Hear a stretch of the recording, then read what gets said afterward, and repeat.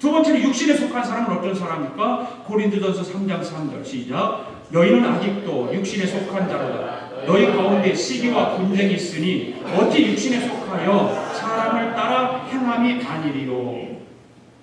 육신에 속한 사람은 어떻습니까? 육신에 속한 사람은 시기와 분쟁이 있습니다. 사람을 따라 행합니다. 이 사람은 그 영이 작동을 하기는 하는데 제 기능을 발휘하지 못하는 사람을 말합니다. 영적으로 하나님과 소통이 된다 만다 하는 사람, 됐다가 안 됐다 그런 사람입니다.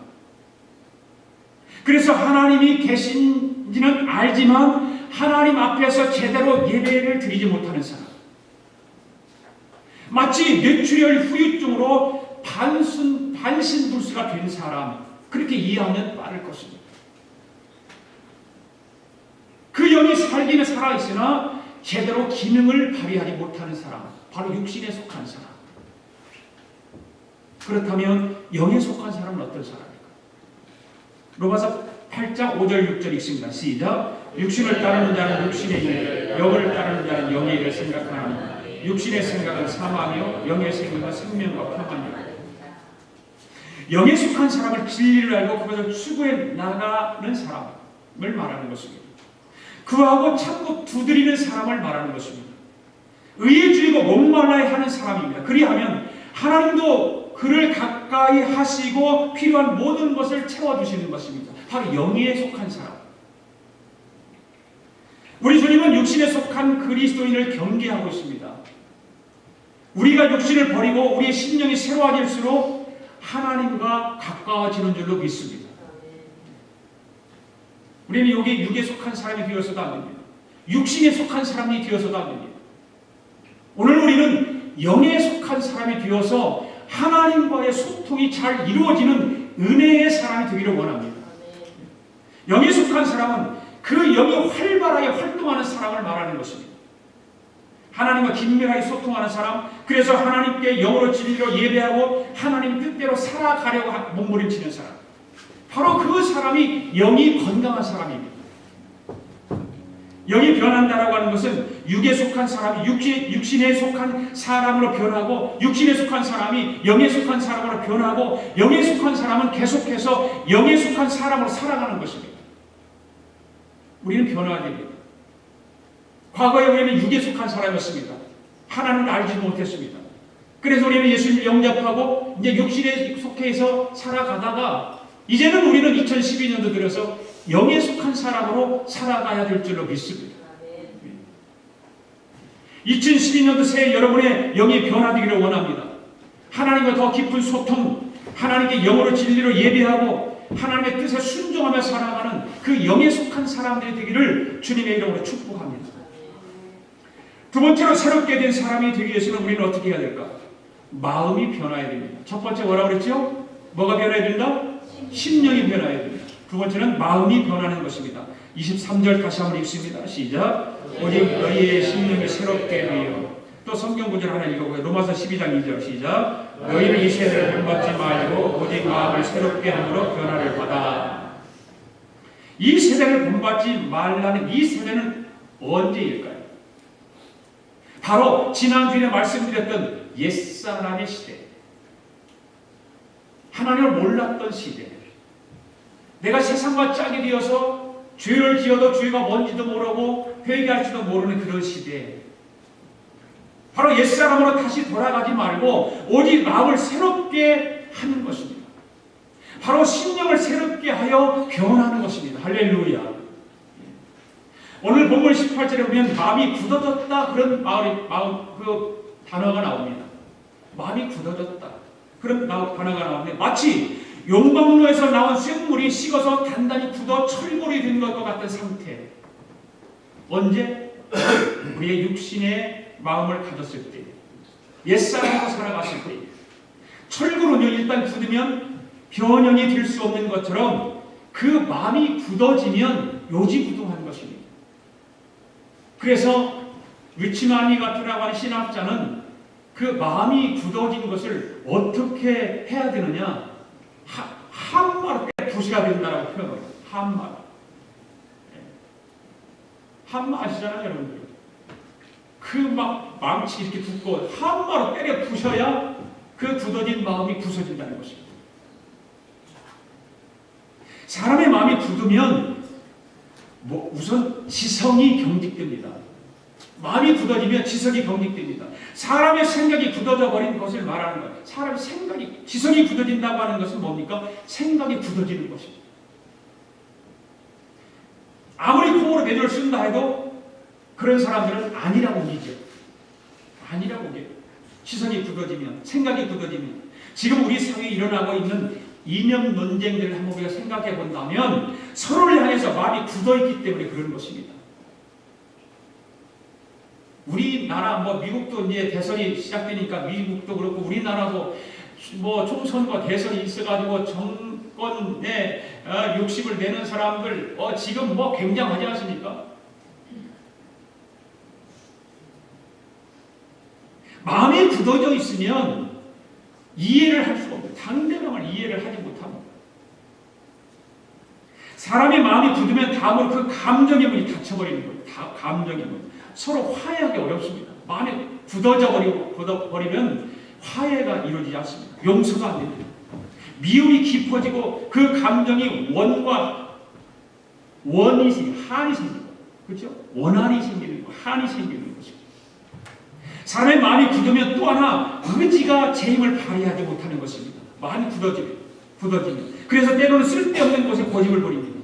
그럴 필요가 없고 그러다 자기에게도 좋지 않은데도 불구하고 그 잘난 자존심을 세우면서 고집 부립니다.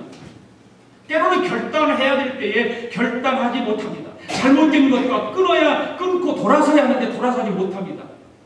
자기도 돌아서야 된다라고 하는 것을 알면서도 돌아서지 못하는 것입니다. 마음이 변한다고 하는 것은 옛사람의 마음이 굳어진 것이 풀어지는 것을 말합니다. 풀어지는 것. 무엇으로 가능할까요? 무엇으로 그것을 가능할까요? 우리는 성령의 힘으로만 가능한 것입니다. 성령의 힘이 아니고는 그 굳은 마음을 풀 길이 없습니다. 2012년도를 살아가면서 여러분들 마음이, 여러분의 신앙이 굳어져 있다면 성령님께서 풀어줄 수 있도록 기도하십시오. 성령님, 내 마음의 상태가 이렇게 굳어 있습니다. 내 신앙의 상태가 이렇게 굳어 있습니다. 성령님께서 풀어주십시오. 어떤 걸로도 불가능한데 성령님께서만 가능하게 풀어주시는 것입니다.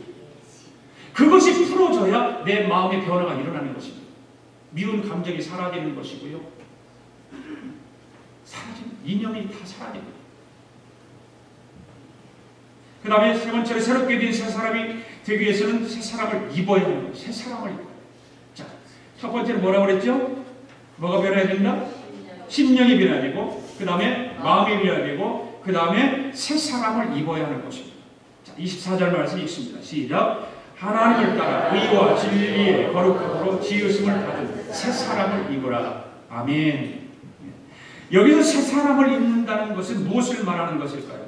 본문에서 바울은 옛사람을 벗어버리고 새 사람을 입으라고 말씀하고 있는 것입니다. 그러니까 앞에서 속사람이 변했으니까 이제 겉사람도 변해야 된다 그 말이죠. 속사람이 변했으면 겉사람이 변해야 되죠. 그렇잖아요. 우리의 영이 구원받았습니다. 그렇다면 이제는 구원받은 사람답게 살아야 된다 그 말입니다. 어제 구원받았는데 내가 예수 믿고 예수님으로부터 구원받았는데 어떻게 옛날 모습 그대로 살아가냐 그 말이에요. 내 속사람이 변화가 일어났으면 예수님이 내 삶의 주인이 되었으면 이제 내 겉사람도 변화가 일어나는 거예요. 내 삶도 달라져야 되는 것입니다. 절제해야 될 거 절제하고 끊어버리고 해야 되는 것입니다. 여전히 겉사람은 변하지 않고 속사람은 변했다라고 생각을 하고 열심히 교회에 다니는 거예요. 여러분 남자들이 군대를 가면 먼저 우리 한국에 보면 논산훈련소를 가잖아요.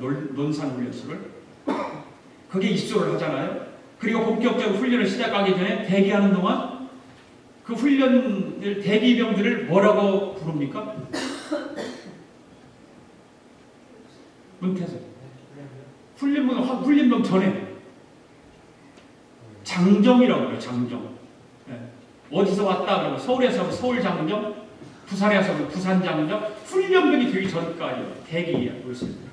그래서 그렇게 부릅니다. 그 다음에 이틀 동안 긴 시절이 아니에요. 그냥 훈련병 되기까지 들어와 입소해서 이틀 정도 돼요. 또 장정 생활이 끝나면 본격적으로 훈련을 받게 되는데, 그런데 훈련 받기 전에 먼저 하는 일이 뭡니까? 옷을 다 갈아입는 거예요. 자기가 입고 왔던 옷을 반스까지 다 벗어 벗는 거예요. 그리고 군대에서 주는 그것으로 다 갈아입어야 됩니다. 그리고 자기가 입고 왔던 거는 똘똘 싸서 소포로 집으로 붙이는 것입니다.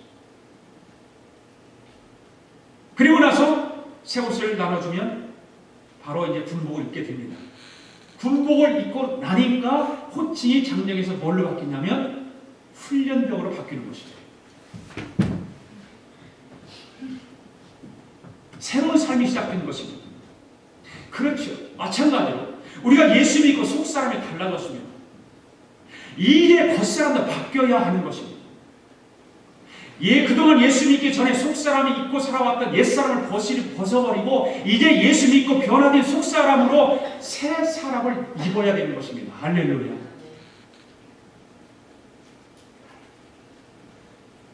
그런데 여전히 우리는 훈련병에 들어간 사람이 훈련소에서 준 군복을 갈아입지 않고 나는 그거 싫어요. 나는 그냥 내가 입고 가는 옷을 그대로 입고 군대 생활 할래요. 그런 사람 한 사람도 없어요.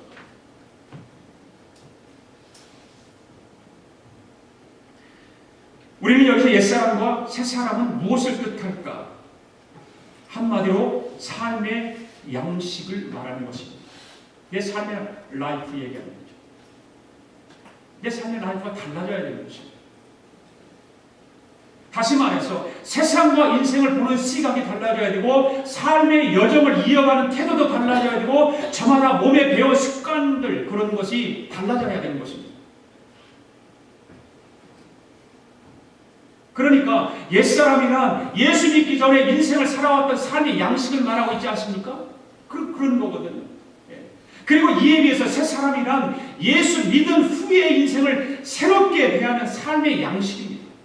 바로 새사람을 입으라고 하는 말은 예수 믿고 구원받았으니 이제 삶의 양식이 바뀌어야 된다 그 말이에요. 새 옷으로 갈아입어야 된다 그 말입니다. 그러면 구체적으로 예수 믿고 난 후에 우리가 입어야 할 새사람은 무엇일까? 다시 말해서 우리가 예수 믿은 후 발전시켜야 할 삶의 양식은 무엇일까? 24절 말씀 가운데 두 가지를 말하고 있거든요. 바로 의로움입니다. 24절에서 뭐라고 해요? 하나님을 따라 의와 진리와 거룩함으로 지으심을 받은 새 사람을 입으라 그랬어요. 바로 의라고 하는 것입니다. 이 의로움이라고 하는 말은 한마디로 말하면 옳은 것을 말하는 것입니다. 특히 사람 앞에서 옳은 것입니다. 그러니까 예수 믿고 난 이후에 새 사람으로 살고자 할 때 제일 먼저 힘써야 할 것은 하나님 앞에 옳게 살려고 하는 것이야 되어야 된다. 하나님 앞에서 옳게 살려고 애씀과 그렇게 살아야 된다라고 하는 말입니다. 그게 바로 의로움입니다.